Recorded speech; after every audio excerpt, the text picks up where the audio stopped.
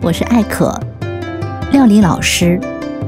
冬季的花鲢鱼最肥美，上海本地喜欢用鱼头加香糟做成汤菜，逢年过节很受欢迎。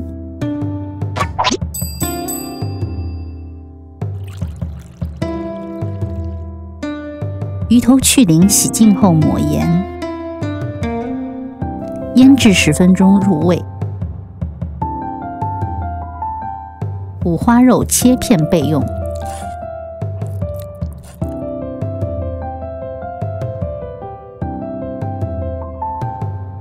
做这道菜还要用到江浙地区常见的香糟泥，需倒入适量黄酒稀释。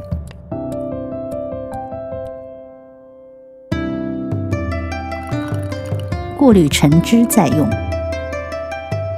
然后热锅，先用姜块擦一下锅，防止粘底，再倒少许油，小火把鱼头煎至表面金黄后取出。鱼头一定要煎透，汤的香气才更浓。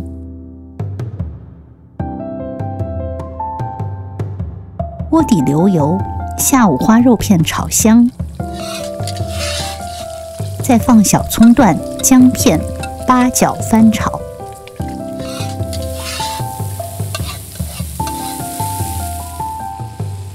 鱼头回锅，淋少许料酒，加热水，要没过鱼头多一些，再加酱油、白糖和盐调味，大火煮10分钟，